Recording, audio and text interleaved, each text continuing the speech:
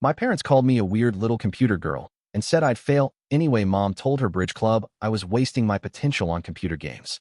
From the earliest flickers of memory, a pervasive undercurrent of disapproval colored my childhood, a subtle yet persistent hum that emanated primarily from my parents, both formidable figures in their respective fields. My mother, a renowned surgeon whose hands saved lives with precision and grace, and my father, a sharp-witted corporate lawyer who navigated complex legal landscapes with an almost intimidating intellect. Their world was one of tangible achievements, prestigious titles, and a relentless pursuit of what they deemed success, a definition that, unfortunately for me, seemed to exclude anything remotely related to the glowing screens and intricate logic gates that captivated my young mind. My burgeoning fascination with computers, a nascent passion that blossomed into an all-consuming obsession, was consistently met with a polite but firm dismissal, often articulated as a lamentable waste of potential. It wasn't an outright prohibition, but rather a quiet, weary sigh, a subtle shift in their posture, or a pointed suggestion to engage in more productive endeavors, like joining the debate team or pursuing a classical instrument. Their disappointment was a constant, unspoken companion, especially when juxtaposed against the dazzling brilliance of my older brother, Michael.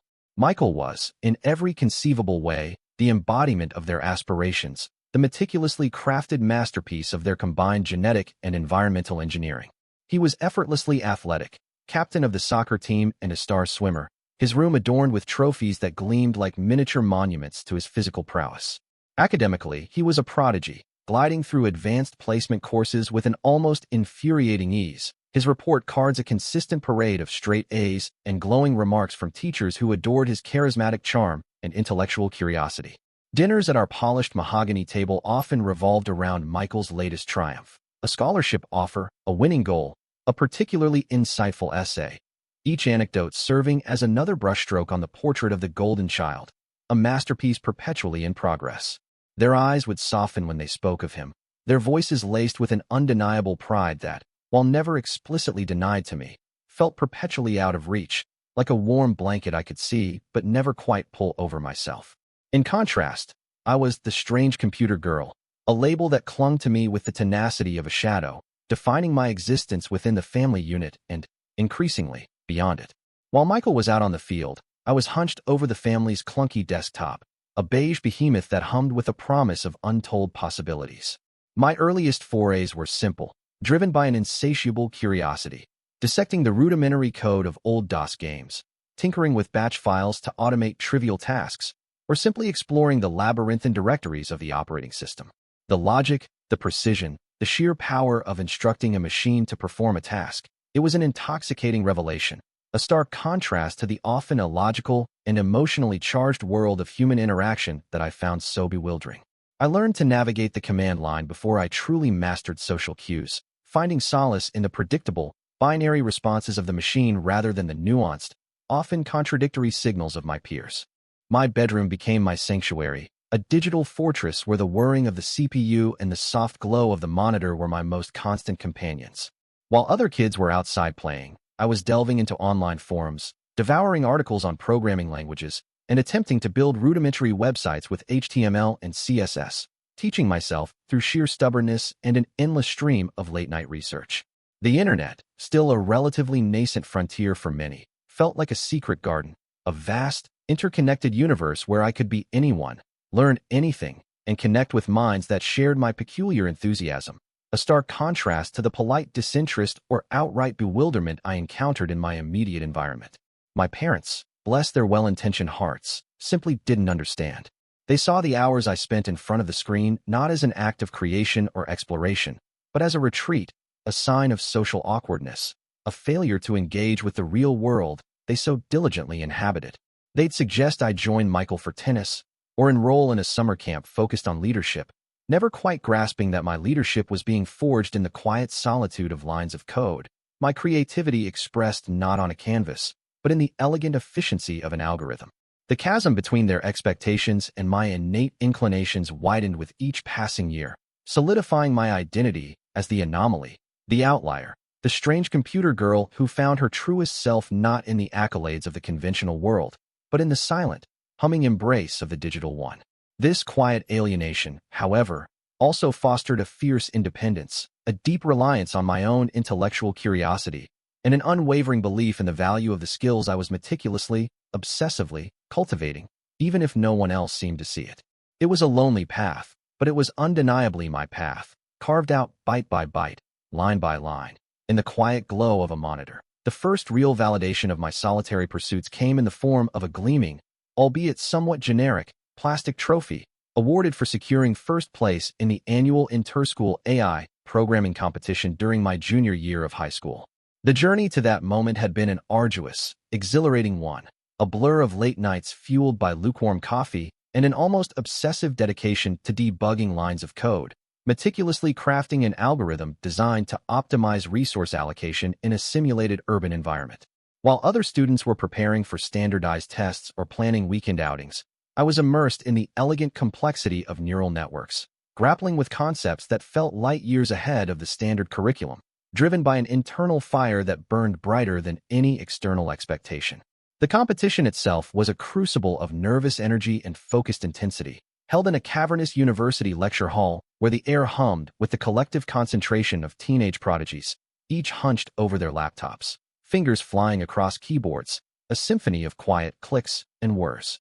When my name was called, echoing through the loudspeakers, a wave of pure, unadulterated triumph washed over me, a sensation so potent it momentarily stole my breath. It wasn't just about winning. It was about proving, to myself more than anyone, that the countless hours, the endless tinkering, the quiet, isolated dedication to my computer thing was not, in fact, a waste.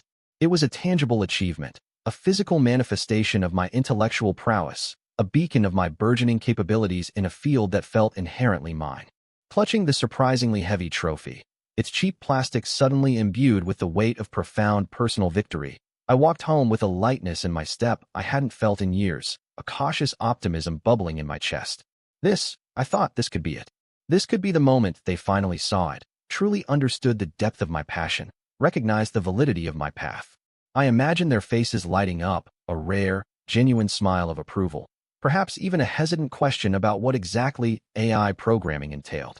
I pictured the trophy taking pride of place on the mantelpiece, a testament to a different kind of achievement, one that didn't involve a courtroom or an operating theater, but was no less significant. The anticipation was a fragile, delicate thing, easily shattered, and as it turned out, entirely misplaced.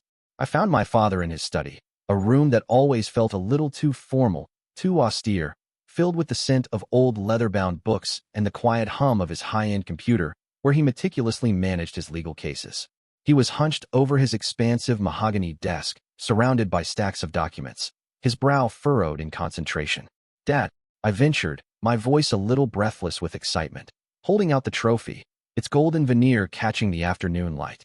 He looked up, his eyes, usually sharp and analytical, holding a flicker of mild annoyance at the interruption. His gaze drifted from my face to the trophy in my hand, lingered for a moment, then returned to his papers. "Oh, that," he said, his tone flat, devoid of any discernible emotion, much less the pride I had so desperately yearned for. He reached out, not to admire it, not to ask about the competition, but to simply take it from my grasp. My heart, which had been soaring moments before, plummeted, a leaden weight in my chest. Without another word, he placed it squarely on top of a teetering pile of legal briefs, using its broad, flat base to hold down a particularly unruly stack of papers that threatened to slide off the edge of his desk. It wasn't even a conscious act of disregard. It was simply pragmatic, a utilitarian decision made without a second thought, as if the object itself held no intrinsic value beyond its physical properties. "Just some computer thing Sarah made in high school," he muttered, almost to himself, as he returned his attention to his documents, his voice a low rumble, dismissive and definitive. The words, delivered with such casual indifference, landed like a physical blow, echoing in the sudden silence of the study. Just some computer thing. Not a triumph, not an innovation, not even a fleeting moment of curiosity. It was reduced to a generic, trivial hobby, something akin to a childish craft project, utterly insignificant in the grand scheme of his demanding, important world. The first place ribbon, the intricate code, the hours of intellectual struggle, all of it was summarily erased, flattened into a mere thing, an object whose sole utility was to prevent papers from scattering. The sting of his words was sharp, but the underlying message was even more painful. My passion, my talent, my entire identity as the strange computer girl was not only unappreciated but actively devalued, seen as a quaint, almost embarrassing eccentricity rather than a legitimate pursuit. From that day forward, the trophy remained on his desk, a silent, mocking testament to the chasm between my internal world and their external expectations. It sat there, a constant visual reminder, a paperweight holding down the weighty documents of his real work, a stark symbol of how little my achievements in the digital realm mattered in the analog world of my parents. Every time I passed his study, I would see it, a small, golden monument to a victory that had been instantly stripped of its meaning, repurposed into a mundane office supply. It solidified a truth I had always suspected but never fully accepted. No matter how high I climbed in my chosen field, no matter what accolades I might earn, they would always see me through the same lens, the one that labeled me as the strange computer girl, whose accomplishments were, at best, a curious diversion, and at worst, a lamentable deviation from the path they had envisioned. The disappointment wasn't just about the trophy. It was about the profound, unbridgeable gap in understanding, the quiet realization that their love, while present, was conditional, always hoping I would eventually shed my computer thing skin and emerge as the daughter they truly wanted. But I couldn't and wouldn't, because the computer thing was not just a hobby. It was who I was, irrevocably and entirely. The years that followed the trophy incident were a slow, steady build-up of quiet rebellion, a subterranean current of determination flowing beneath the placid surface of my outwardly compliant existence. While I dutifully attended the appropriate extracurriculars Michael excelled at, my true focus remained steadfastly on the digital world, my grades in core subjects respectable enough to avoid parental scrutiny, but my heart and intellect fully engaged in advanced online courses and personal coding projects that pushed the boundaries of my understanding. My dream, a shimmering, almost unattainable vision, coalesced around two names, MIT and Stanford. These weren't just universities. They were bastions of innovation, crucibles where the brightest minds in technology converged, places where my strange computer thing wouldn't just be tolerated, but celebrated, nurtured, and transformed into something truly impactful. The thought of walking those hallowed halls, surrounded by peers who spoke my language, who understood the elegance of a well-crafted algorithm or the thrill of a breakthrough in machine learning, was a powerful antidote to the stifling atmosphere of my home. Applying to these institutions was an act of profound hope, a silent declaration of independence. I poured every ounce of my being into those applications, meticulously crafting essays that articulated my passion for artificial intelligence, my fascination with complex systems, and my vision for how technology could reshape the future. My personal statement for MIT wasn't just a collection of words. It was a distillation of years of quiet dedication, of countless hours spent wrestling with abstract concepts, of the sheer joy I found in bringing lines of code to life. For Stanford, I detailed my independent research projects, the small, almost imperceptible victories I'd achieved in building rudimentary neural networks that could recognize patterns in data, triumphs that felt monumental to me, even if they were invisible to my parents. I submitted my applications with a trembling finger, a sense of profound vulnerability mingled with an exhilarating surge of defiance. This was my escape route, my meticulously planned trajectory away from the predetermined path my parents had so carefully laid out, a path that led, inevitably, to law school, to a life of legal briefs and courtroom drama, a life utterly devoid of the intellectual stimulation that truly ignited my soul. The waiting period was an exquisite form of torture, each passing day a delicate balance between soaring hope and crushing anxiety. I knew the acceptance letters, if they came, would arrive by mail, a tangible confirmation of my worth, a physical key to unlock the future I so desperately craved. Every afternoon, as the school bus rumbled away, leaving me on our quiet, tree-lined street, my heart would quicken its pace as I approached our mailbox. I'd pull open the small metal door with a mixture of dread and anticipation, sifting through junk mail, bills, and the occasional letter from my parents, always searching for the distinctive logos of MIT or Stanford. Days bled into weeks, and the initial wave of early decision notifications passed without a whisper of my name. A knot of despair began to form in my stomach, but I clung to the hope of the regular decision round, telling myself that the best things were worth waiting for, that the universe was simply testing my resolve. Michael, meanwhile, had already received his acceptance to a prestigious Ivy League university, a letter prominently displayed on the refrigerator, a constant, gleaming reminder of his effortless success and my perceived shortcomings. My parents, naturally, were ecstatic, planning celebratory dinners and discussing his future with an almost palpable enthusiasm that only amplified the silence surrounding my own applications. One evening, weeks after the final anticipated notification dates for both MIT and Stanford had passed, a cold, hard dread settled over me. It wasn't just disappointment. It was a creeping suspicion, a feeling that something was fundamentally wrong. I had checked the online portals for both universities religiously, and while they showed my applications as complete, there was no status update, no indication of a decision.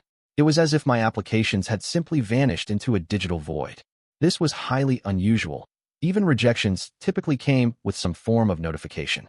A chilling thought, one I immediately tried to dismiss as paranoia, began to take root. What if the letters never reached me? The truth, when it finally revealed itself, was far more insidious than I could have imagined. It wasn't a dramatic confrontation, no shouting matches or tearful accusations.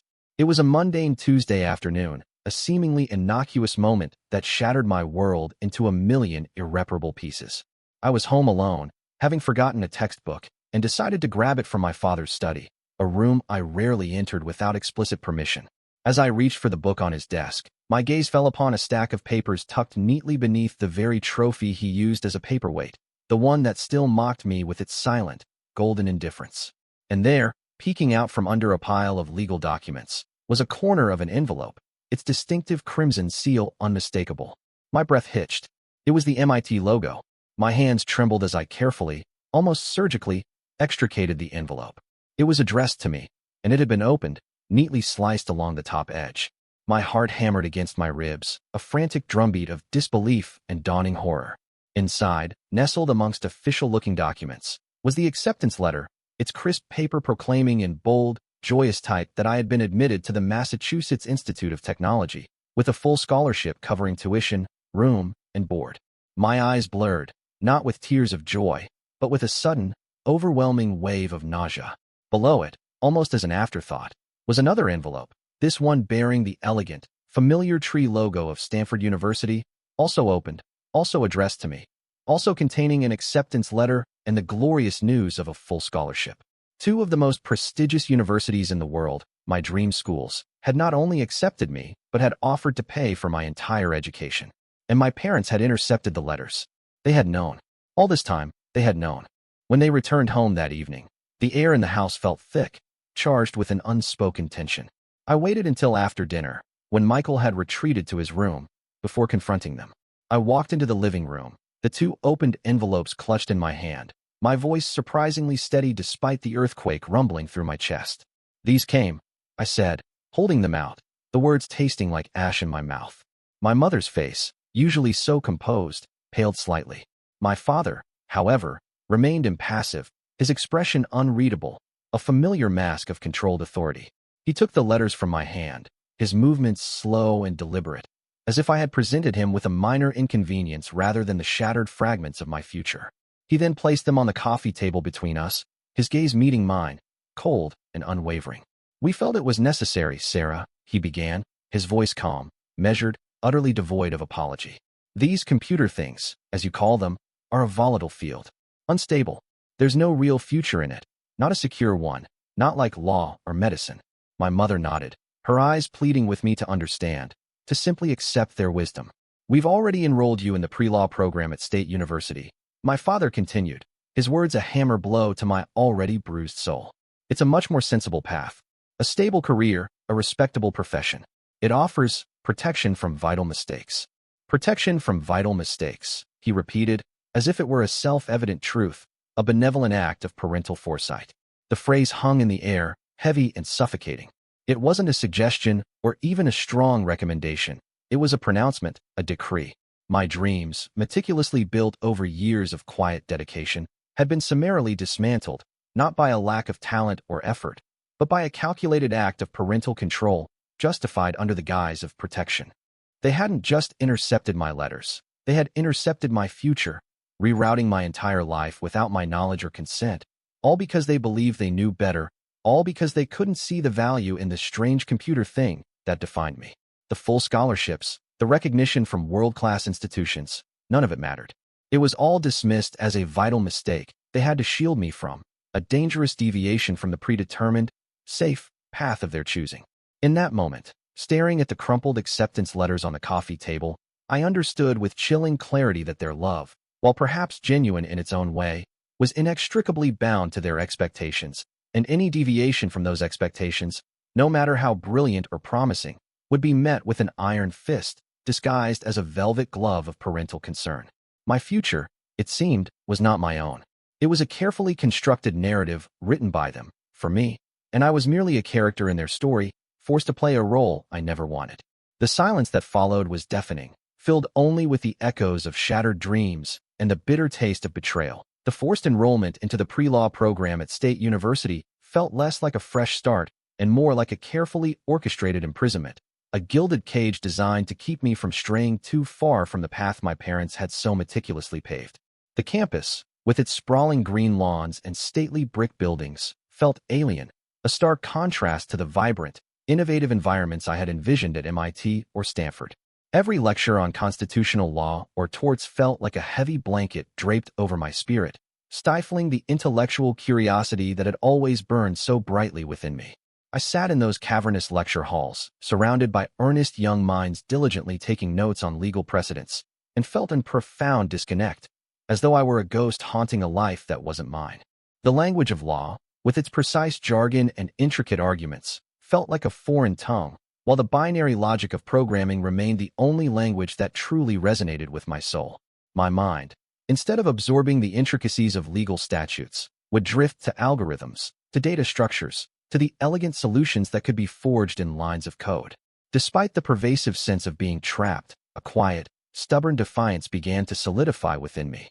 The betrayal of the intercepted letters had been a searing wound, but it had also cauterized any lingering hope that my parents might ever truly understand or accept my chosen path.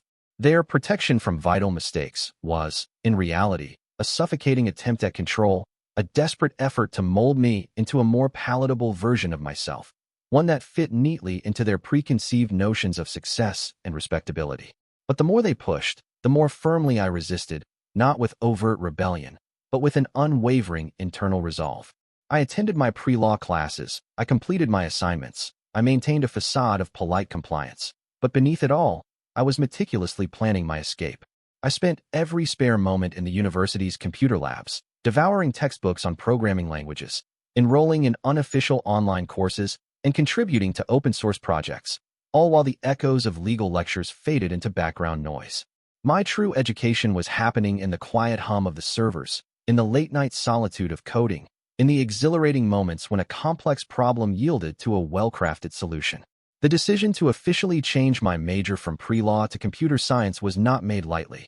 It was a watershed moment, a conscious act of severing the last fragile threads of expectation that bound me to my parents' vision. I knew the consequences would be severe, perhaps even catastrophic, but the thought of spending another 4 years, let alone a lifetime, pretending to be someone I wasn't, pursuing a career that felt utterly anathema to my very being, was a far more terrifying prospect than any financial hardship. The academic advisor, a kindly but bewildered woman who had seen countless students succumb to parental pressure, looked at me with a mixture of admiration and pity when I presented the forms, her brow furrowed with unspoken concern. "Are you sure about this, Sarah?" she asked, her voice gentle. "Your parents have been quite clear about their wishes." I met her gaze, my own eyes filled with a newfound steeliness. "I'm sure," I replied, the words ringing with a quiet conviction that surprised even myself. The confrontation with my parents, when it inevitably came, was less an explosion and more a slow, agonizing freeze. I chose a Sunday dinner, a ritualistic gathering that usually involved polite conversation about Michael's latest academic triumphs and my own carefully curated, non-committal updates. I waited for a lull in the conversation, the clinking of silverware against porcelain the only sound in the elegant dining room. "I've changed my major," I announced, my voice steady, betraying none of the frantic beating of my heart. "I'm now officially a computer science major." The silence that followed was immediate and absolute, heavier than any spoken word. My mother's fork clattered against her plate, her eyes widening in disbelief, then narrowing into a gaze of profound disappointment.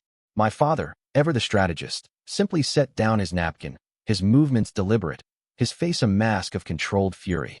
"You've done what?" he asked, his voice low, dangerous, the kind of tone he reserved for recalcitrant witnesses or opposing counsel. "After everything we've discussed?" After all our efforts to ensure your future stability, my mother chimed in, her voice laced with a familiar blend of concern and exasperation. Sarah, darling, we just want what's best for you.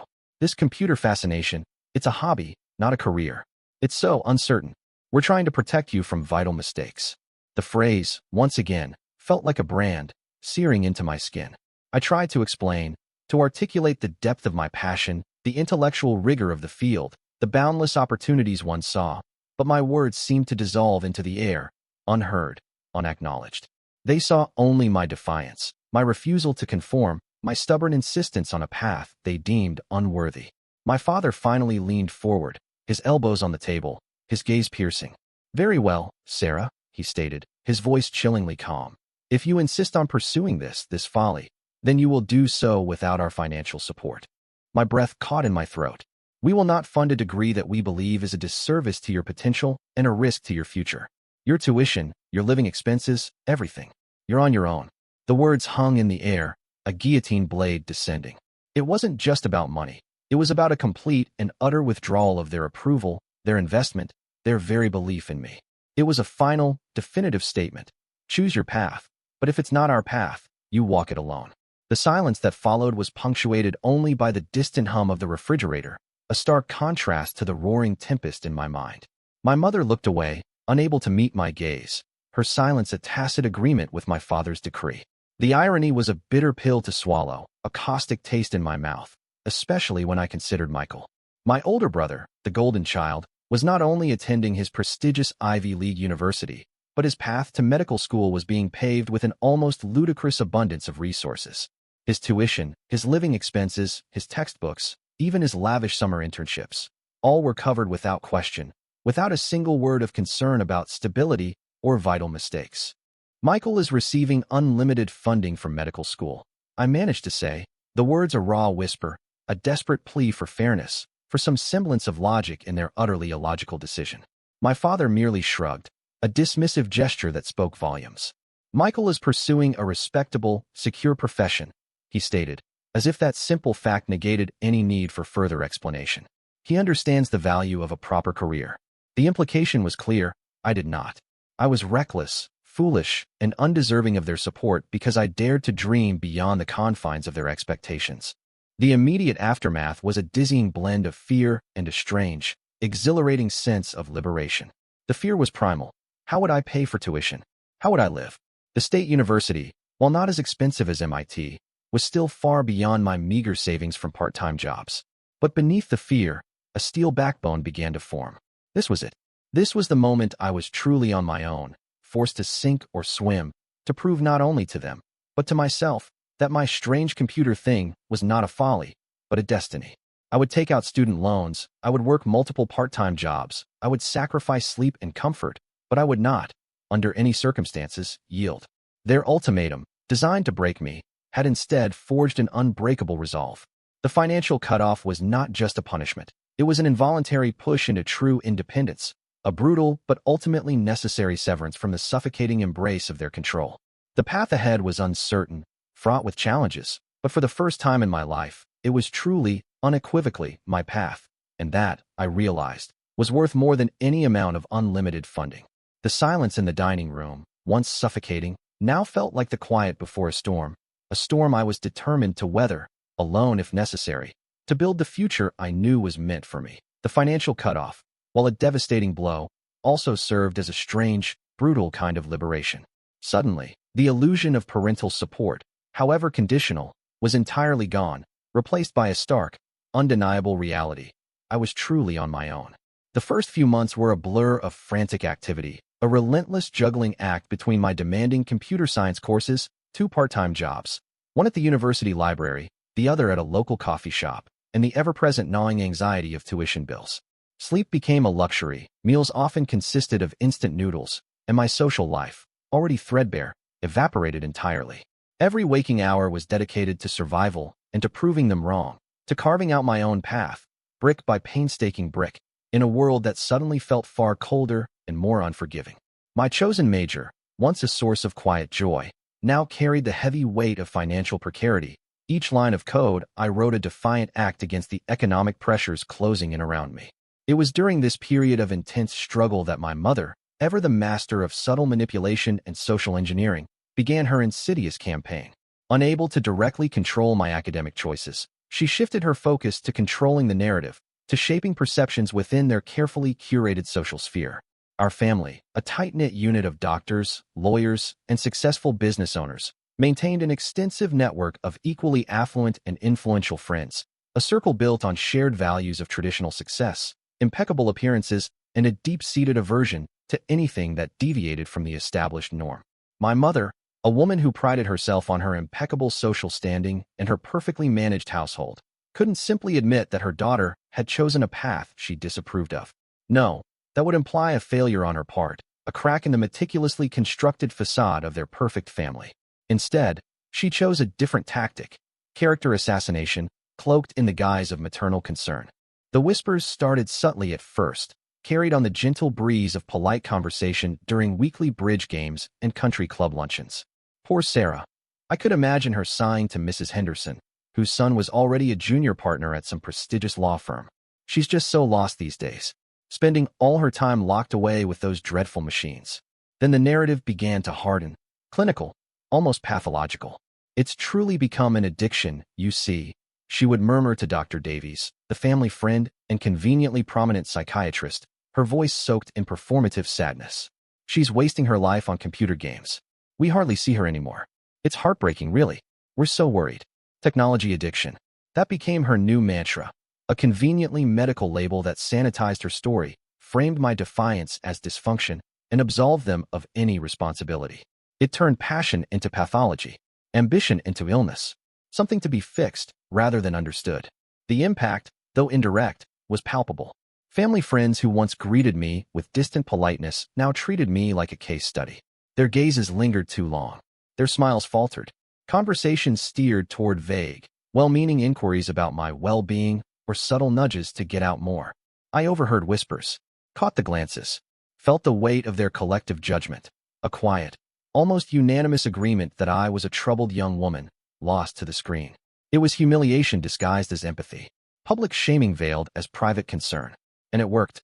I withdrew further, deeper into the digital world they condemned, not because I was addicted, but because it was the only place left where I was allowed to exist without explanation. Even the few casual acquaintances from high school, who might have reached out, drifted away. Maybe they believed the narrative. Maybe they were just uncomfortable with the quiet spectacle of it all. Either way, their silence made its own kind of noise. Then came the interventions. Emboldened by the sympathetic nods and murmured affirmations of her social circle, my mother decided to escalate. These weren't heartfelt conversations. They were orchestrated events, scheduled and structured with the precision of a corporate board meeting. The first one happened on a Saturday afternoon, a day I had planned to spend catching up on coding projects. I walked into the living room expecting just my parents. Instead, I found an audience.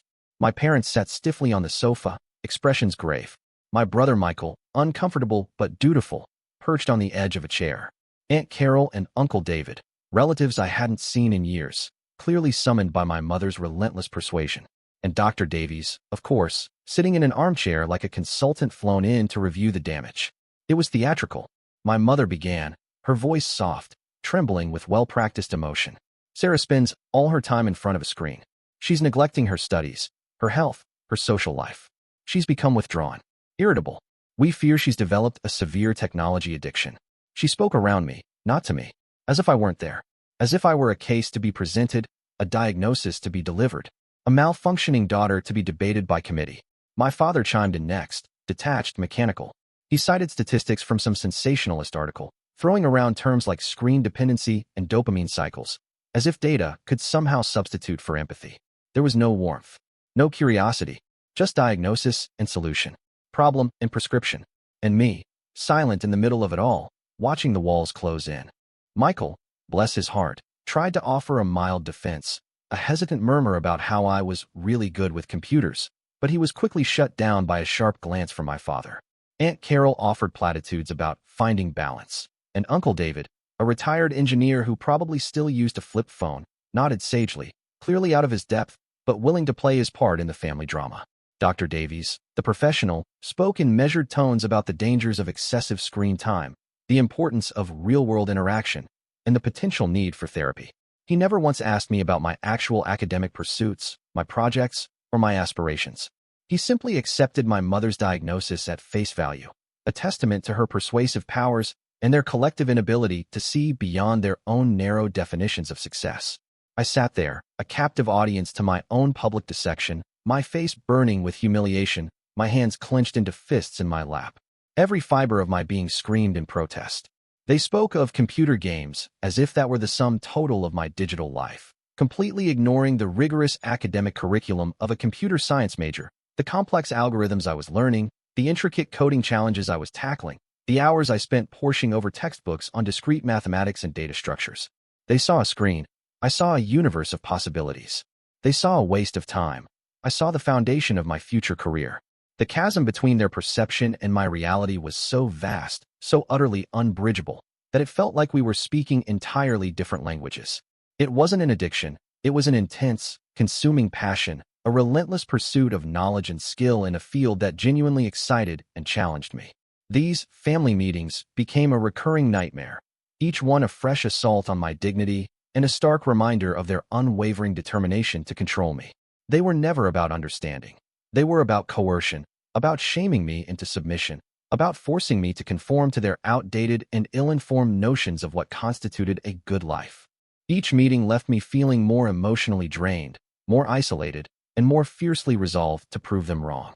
Their attempts to break me, to force me back onto their chosen path, were instead hardening my resolve, fueling my ambition, and solidifying my commitment to the very technology addiction they so desperately sought to cure. The irony was almost unbearable. Their efforts to save me were only pushing me further away, forging a stronger, more independent version of myself, one who would ultimately thrive precisely because of the very passion they so vehemently condemned. My silence during these interventions was not a sign of defeat, but a quiet, simmering promise. I would not break, and I would not yield. The relentless pressure from my parents, the constant financial strain, and the pervasive sense of being misunderstood had, paradoxically, forged an unyielding resilience within me. I was a lone wolf, driven by an almost desperate need to validate my existence, to prove that my technology addiction was not a pathology but a burgeoning superpower. My days at State University were a grueling marathon of classes, work, and self-study, each hour meticulously accounted for, every spare moment dedicated to honing my skills in the digital realm. The computer science department, while not the hallowed halls of MIT, became my new sanctuary, a place where the hum of servers and the quiet click of keyboards felt like a comforting symphony, a stark contrast to the judgmental silence of my family home. I devoured every textbook, absorbed every lecture, and spent countless hours in the labs, my fingers flying across the keyboard, translating complex theoretical concepts into tangible lines of code. It was in one of these late-night lab sessions, surrounded by the glow of monitors and the faint scent of stale coffee, that I first encountered Emma. She was hunched over a terminal, her wild, curly hair a halo around her focused face, muttering to herself in a rapid-fire stream of technical jargon and frustrated expletives. A bug, I realized, listening intently, a particularly insidious one that seemed to be resisting all her attempts at eradication.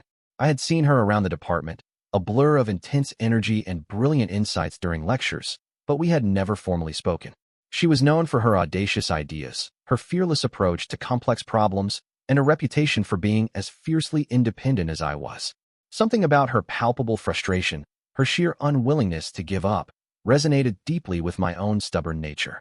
Segmentation fault, I ventured, my voice a quiet interruption in the otherwise silent lab, pointing vaguely at her screen.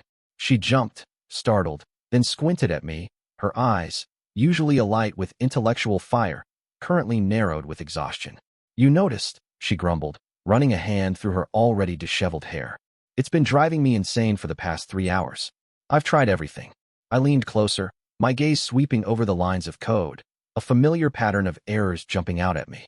"Looks like a memory leak in your recursive function," I suggested, pointing to a specific block. "You're not properly deallocating the dynamically allocated memory after each call.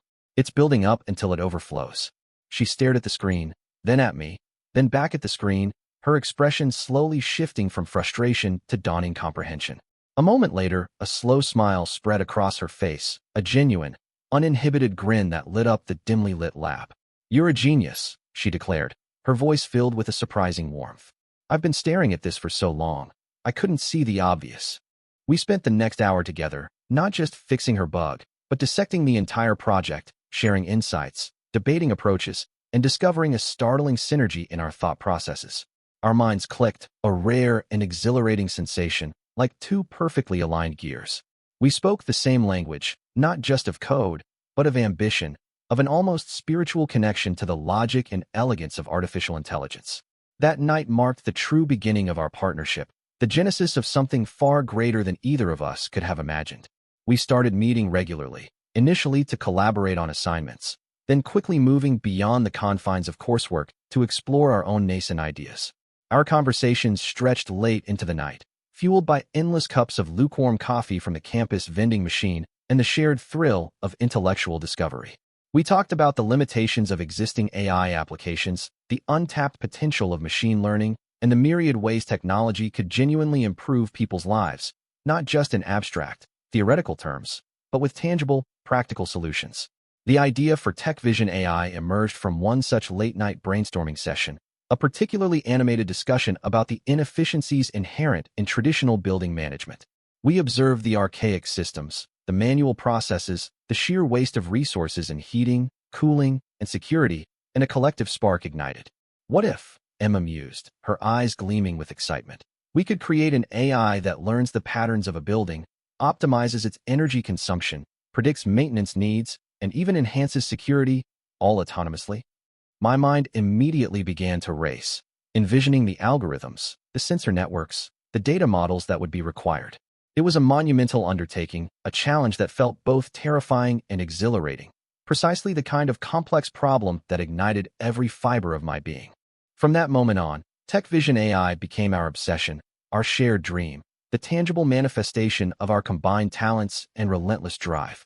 We rented a tiny, dilapidated off-campus apartment, barely more than a single room with a shared bathroom, its walls stained with years of neglect, its furniture a motley collection of discarded pieces. It was cheap, and it was ours, a sanctuary where we could work without interruption, without judgment, without the suffocating weight of parental expectations. This cramped space, with its peeling wallpaper and flickering fluorescent light, became the birthplace of our ambition, our laboratory, our war room. Our lives quickly devolved into a relentless cycle of coding, researching, and problem-solving. We lived on a diet of instant ramen noodles, the cheapest, most efficient fuel for our perpetually churning brains, and an endless supply of coffee, brewed in a battered percolator that seemed to hum with the same exhausted determination as we did. 18-hour days became the norm, blurred into an indistinguishable continuum of intense focus and creative output. We'd wake up before dawn, our minds already buzzing with the previous night's breakthroughs or the lingering challenges, and work until the early hours of the next morning, often collapsing onto makeshift beds, a futon for Emma, a pile of blankets on the floor for me, only to rise a few hours later and do it all again. Sleep was a fleeting luxury, dreams often merging with lines of code, our subconscious minds continuing to wrestle with algorithms even in slumber. There were moments of profound exhaustion, moments when our eyes burned, our fingers cramped, and our brains felt like overtaxed processors on the verge of overheating. There were arguments, too, heated debates about architectural choices, about the optimal data structures, about the most efficient way to train our nascent AI models. But these arguments were never personal. They were always driven by a shared commitment to the project, a mutual respect for each other's intellect, and an unwavering belief in the potential of what we were building. We pushed each other, challenged each other, and, most importantly, supported each other through every setback, every frustrating bug, every moment of doubt. Emma, with her visionary ideas and boundless energy, was the perfect complement to my methodical, analytical approach. She was the architect, sketching out grand designs on whiteboards covered in a legible scrawl, while I was the meticulous builder, translating those visions into robust, efficient code. We learned to anticipate each other's thoughts, to finish each other's sentences, our collaboration a seamless dance of intellect and intuition. There were no technology addiction interventions here, no dismissive labels, no judgments. There was only shared passion, mutual respect, and the exhilarating thrill of building something truly innovative from the ground up. The outside world, with its financial pressures and social expectations, faded into a distant hum. Our universe shrank to the confines of that small apartment, to the glowing screens of our laptops, to the intricate dance of ones and zeros that slowly, painstakingly, began to coalesce into TechVision AI. It was a period of immense hardship, of constant sacrifice, but it was also the most fulfilling time of my life. For the first time, I was truly free, free to pursue my passion without apology, free to build, to create, to innovate, surrounded by someone who not only understood but shared my vision. The ramen and coffee diet, the 18-hour days, the perpetual exhaustion, it was all worth it, every single moment, because we were building something real, something that mattered, something that was undeniably ours. And in the quiet hum of our makeshift office, amidst the discarded coffee cups and crumpled ramen packets, I finally felt like I was exactly where I was supposed to be. The cramped, ramen-scented apartment that had served as the crucible for TechVision AI gradually transformed, mirroring the burgeoning success of our venture. The 18-hour days, once fueled by sheer desperation and an unyielding will to survive, now pulsed with the vibrant energy of a rapidly expanding startup. We moved from that dingy room to a small, then a larger, and eventually a sprawling office space in a bustling tech hub, each new address a tangible marker of our relentless progress. The team grew from just Emma and me to a dozen, then 50, then over 100 brilliant minds, each contributing to the intricate tapestry of our AI platform. The hum of servers in our dedicated data centers replaced the whirring of my old desktop, and the scent of freshly brewed artisanal coffee replaced the lingering aroma of instant noodles. We were no longer just two exhausted students with a dream. We were a force, a recognized entity in the competitive world of artificial intelligence. Our AI platform for building management, initially a complex theoretical concept, had evolved into a robust, indispensable tool. It seamlessly integrated with existing infrastructure, optimizing energy consumption with uncanny precision, predicting maintenance needs before they became critical issues, and enhancing security protocols with an intelligent vigilance that far surpassed traditional systems. Clients, ranging from large corporate campuses to sprawling residential complexes, flocked to us, drawn by the promise of significant cost savings, increased efficiency, and a truly intelligent approach to managing their physical assets. The testimonials poured in, praising our innovation, our responsiveness, and the tangible impact TechVision AI was having on their bottom line. Industry publications, once dismissive of nascent startups, now featured us prominently, hailing our platform as a disruptive force, a game-changer in the smart building sector. Awards, real ones this time, made of polished glass and gleaming metal, began to accumulate in our reception area, each one a testament to the countless hours, the intellectual battles, and the unwavering dedication that had gone into building our vision. And then there was the revenue. What started as a trickle of early adopter fees quickly swelled into a steady stream, then a powerful river, and finally, a cascading waterfall of income. TechVision AI was no longer just profitable. It was generating millions of dollars in revenue, a figure that seemed almost surreal to me, a girl who had once meticulously budgeted every penny for instant ramen. We had secured multiple rounds of venture capital funding, not out of necessity, but to accelerate our growth, to scale our operations, to truly realize the global potential of our platform.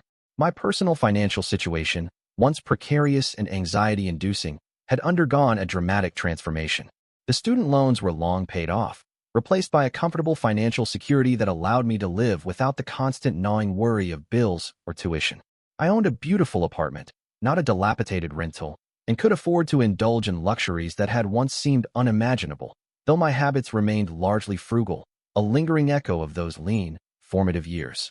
Despite this undeniable, quantifiable success, the perception of my parents remained stubbornly, almost comically, unchanged. They received quarterly updates from Michael, detailing his progress through medical school, his impressive clerkship rotations, his glowing evaluations from esteemed professors. Each update was met with effusive praise, with proud pronouncements to their friends and colleagues, with celebratory dinners and heartfelt congratulations. His path, in their eyes, was the epitome of success, a linear ascent into a respected, lucrative profession. My own achievements, however, seemed to exist in a parallel universe, one they refused to acknowledge or, perhaps, were simply incapable of comprehending. I would occasionally visit them, usually for holidays, and the conversations would inevitably circle back to my career. It was never about TechVision AI's latest client acquisition or a new feature release or the millions in revenue we were generating. It was always about the nebulous concept of my work, often framed with a polite, almost pitying concern. "Are you enjoying your computer work, dear?" my mother would ask, her voice tinged with a familiar, condescending sweetness, as if I were still tinkering with rudimentary code in my childhood bedroom. My attempts to explain the complexities of our platform, the scale of our operations, the significant impact we were making in the industry, would invariably be met with blank stares, polite nods, or a swift change of subject back to Michael's latest medical breakthrough. It was as if their minds simply couldn't process the reality of my success, as if the very idea of a strange computer girl achieving anything beyond a hobbyist tinkering was an affront to their carefully constructed worldview. The most egregious instance of this profound disconnect occurred during a seemingly innocuous Sunday brunch, a rare occasion when Michael was also present, home for a brief break from his demanding medical residency. The conversation, as usual, revolved around his grueling hours, the fascinating cases he was encountering, and the immense responsibility of his chosen profession. My parents beamed, their faces alight with pride, hanging on his every word. When there was a lull, my mother turned to me, a thoughtful, almost sympathetic expression on her face. "Sarah," she began, her voice gentle, "your father and I have been talking. We know you've been working very hard on your little company. And while it's nice that you're pursuing your interests, we're still concerned about your long-term stability." I blinked, momentarily stunned into silence. My little company, which by then employed over 100 people and was generating millions, was being discussed as if it were a lemonade stand. Michael, sensing the familiar tension, shifted uncomfortably in his seat, his gaze fixed on his plate. "We thought," my mother continued, oblivious to the rising tide of disbelief within me, "that perhaps it's time for you to consider a more stable career path, something with a clearer trajectory." She then leaned forward conspiratorially, as if sharing a profound secret. "I was speaking with Mrs. Henderson the other day. You remember her son, Mark? He's doing so well at that big law firm, and she mentioned that their IT department is looking for someone. Perhaps a support role? It would be a good way to get your foot in the door at a reputable company, gain some real-world experience. I could put in a good word for you." The words hung in the air, heavy with their unspoken implications. A real job. IT support. My mother, the woman who had once dismissed my passion as a technology addiction and cut off my financial lifeline, was now, with genuine earnestness, offering to help me secure an entry-level IT support position, a role that typically involved troubleshooting printers and resetting passwords, a role that was light years away from leading a multi-million-dollar AI startup. The sheer audacity, the breathtaking ignorance of her suggestion was almost comical. It wasn't malice, not exactly. It was a profound, almost willful blindness, an inability to process any reality that didn't fit neatly into their predetermined narrative of what constituted a successful life. My father nodded in agreement, his expression solemn. "It would be a sensible step, Sarah. Something concrete. You could learn the ropes, build a proper resume." A proper resume. As if leading a burgeoning AI company, attracting top talent, and securing major enterprise clients wasn't proper enough. The irony was so thick it was almost suffocating. Here I was, running a company that was leveraging cutting-edge artificial intelligence to revolutionize an entire industry, and my mother was offering to pull strings for me to get a job in IT support, a role that, while perfectly respectable, was several rungs below my current position, both in responsibility and compensation. It was a stark, almost painful reminder that no matter how much I achieved, no matter how much tangible proof I presented, they would never truly see me, not as the accomplished entrepreneur and technologist I had become, but as this strange computer girl who needed their guidance to find a real career. I looked at my mother, her face etched with what she genuinely believed was concern and helpfulness, and a strange calm settled over me. There was no anger, no resentment, just a profound sense of detachment. Their inability to acknowledge my success was no longer a source of pain. It was simply a fact, a curious, almost amusing facet of their personalities. Their world was too small, their definitions of success too rigid, to encompass the reality of what Emma and I had built. I smiled, a small, polite smile that didn't quite reach my eyes. "Thank you, Mother," I said, my voice even. "But I think I'm quite happy with my current computer thing. It's proving to be rather lucrative." I didn't elaborate, didn't argue, didn't try to explain the millions in revenue or the hundreds of employees. There was no point. They would hear what they wanted to hear, and my reality would continue to exist in a separate, unacknowledged dimension. The conversation shifted back to Michael's medical aspirations, and I let it, content in the knowledge that while they might never truly understand, I no longer needed their validation. My success was my own, built on my terms, and that, I realized, was the only validation that truly mattered. The steady, impressive growth of TechVision AI, a testament to years of relentless effort and unwavering belief, was already a source of immense pride for Emma and me, a quiet triumph over every obstacle and every dismissive word. We had built a formidable company, a leader in its niche, and our platform was consistently delivering tangible value to our ever-expanding client base. However, the world, as it often does, had a way of throwing unexpected curveballs, and in early 2020, it threw a global pandemic that reshaped every facet of human existence. For countless businesses, it was a cataclysm, a force that shattered supply chains, decimated industries, and forced unprecedented shutdowns. For TechVision AI, however, it proved to be an unforeseen, almost paradoxical, catalyst. As offices emptied and remote work became the new norm, the need for intelligent, automated building management solutions skyrocketed. Companies suddenly faced the daunting challenge of managing vast, often vacant, commercial spaces with minimal on-site staff, while simultaneously grappling with unprecedented demands for improved air quality, touchless entry systems, and sophisticated occupancy monitoring for eventual, staggered returns. Our AI platform, designed for efficiency and remote control, was perfectly positioned to address these emerging needs. It could monitor energy consumption in empty wings, optimize HVAC systems for air circulation, track foot traffic for social distancing compliance, and even manage access control remotely, all without human intervention. What had once been a convenience now became an absolute necessity, a critical tool for navigating the complexities of a world turned upside down. The demand for TechVision AI services exploded. Our sales pipeline, already robust, became a torrent of inquiries, demonstrations, and signed contracts. We onboard new clients at an astonishing rate, our servers humming under the increased load, our engineering teams working around the clock to scale our infrastructure and deploy new features tailored to the pandemic's unique challenges. The company, which had been growing steadily, now entered a phase of hypergrowth, a dizzying ascent that felt both exhilarating and overwhelming. Our revenue figures, already impressive, soared to unprecedented heights, and our valuation climbed with each passing week, attracting the attention of major players in the tech and real estate sectors. We were no longer just a successful startup. We were a vital solution, an essential component in the new normal. It was amidst this whirlwind of rapid expansion and newfound prominence that the acquisition talks began. Urban Dynamics Incorporated, a colossal, publicly traded conglomerate with vast holdings in commercial real estate, urban development, and smart city technologies, approached us with an offer that was, frankly, staggering. They recognized the immense value and future potential of TechVision AI, seeing our platform as a crucial piece in their broader strategy for intelligent urban infrastructure. The initial discussions were confidential, held behind closed doors, a series of intense negotiations that involved legions of lawyers, financial analysts, and technical experts. Emma and I, seasoned by years of building our company from the ground up, navigated these complex discussions with a blend of cautious optimism and strategic shrewdness.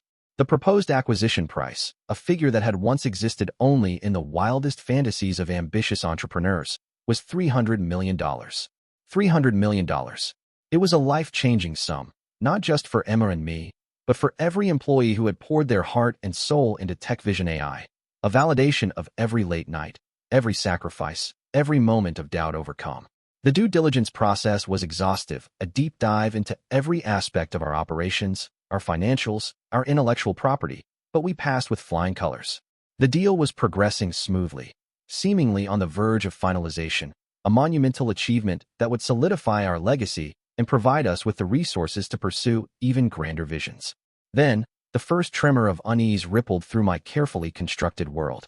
It came, as these things often do, in a casual conversation, a seemingly innocuous remark that, in retrospect, felt like a deliberate, almost cruel, reveal. I was at my parents' house for a rare, socially distanced family dinner, the kind where Michael's medical triumphs still dominated the conversation, despite my own company's meteoric rise. My mother, perhaps feeling a rare pang of something akin to pride, or more likely, simply wanting to boast about her golden child in any context, mentioned offhand, "Oh, Michael, darling, tell Sarah about your new project with Urban Dynamics. Isn't it exciting?" My fork, halfway to my mouth, froze. Urban Dynamics. The name echoed in my mind, a discordant note in the otherwise placid hum of family conversation. Urban Dynamics? I asked, my voice betraying none of the sudden jolt of apprehension that shot through me. What kind of project, Michael? Michael, ever the oblivious one, or perhaps simply enjoying the attention, launched into a detailed explanation. Oh, it's fascinating, Sarah. They're looking to establish a new initiative, a sort of urban health and wellness division. My expertise in public health and preventative medicine, combined with their vast real estate portfolio, makes for a perfect synergy. I've been consulting with them, helping them design health protocols for their commercial properties, tenant wellness programs, that sort of thing. He paused, then added with a casual smile, "It's actually how I met Olivia. She's the vice president of their Smart Cities division, and she's been leading the charge on this new initiative. We've been dating for a few months now." The words hit me like a physical blow, a cold, sickening wave washing over me. Olivia, vice president of Smart Cities, Urban Dynamics. The pieces clicked into place with a horrifying, sickening precision. The Smart Cities division was the very department within Urban Dynamics that was set to acquire TechVision AI. Olivia was the key decision-maker, the person who had been leading the negotiations, the one who had signed off on the $300 million offer. And she was dating my brother, Michael, the golden child, the one whose path had always been so effortlessly paved, the one who had always been held up as the paragon of success. The implications were immediate and terrifying. This wasn't just a coincidence. It was a profound conflict of interest, a tangled web of personal connections and professional dealings that threatened to unravel everything Emma and I had worked for. My mind raced, grappling with the possibilities. Had Michael known about the acquisition talks? Was he leveraging his relationship with Olivia, perhaps inadvertently or even intentionally, to gain some kind of advantage? Was Olivia using her relationship with Michael to gain insights into TechVision AI, perhaps to renegotiate the deal, or worse, to gather information that could be used against us? The thought was a bitter, acrid taste in my mouth. I managed to maintain a semblance of composure, forcing a tight smile. "That's interesting, Michael," I said, my voice a little too strained, a little too high. My parents, of course, were oblivious, beaming at Michael's newfound connections and his seemingly effortless ascent into the world of corporate influence. They saw only another feather in their golden child's cap, another validation of their chosen path for him. They had no idea of the impending earthquake their casual revelation had just triggered in my world. The rest of the dinner was a blur of forced smiles and internal panic. My mind was no longer focused on the polite conversation or the delicious food. It was consumed by a frantic analysis of the situation, a desperate attempt to anticipate the fallout.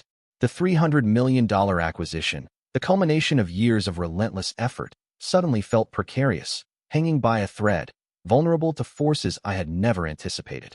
The irony was almost unbearable. After years of being dismissed, undermined, and financially cut off by my family, their golden child was now, inadvertently or otherwise, entangled in the most critical business deal of my life. The universe, it seemed, had a cruel sense of humor, always finding a way to intertwine my professional triumphs with the personal dynamics I had so desperately tried to escape. The unexpected turn wasn't just a plot twist. It was a direct collision between my hard-won independence and the pervasive, inescapable influence of my family. A collision that threatened to shatter everything I had built. The revelation about Michael's relationship with Olivia, the vice president of Urban Dynamics' Smart Cities division, had cast a long, unsettling shadow over the weeks leading up to their engagement party. Every interaction with my family felt strained, laced with an unspoken tension that only I seemed to perceive, a subtle hum of impending conflict beneath the polite surface of familial pleasantries.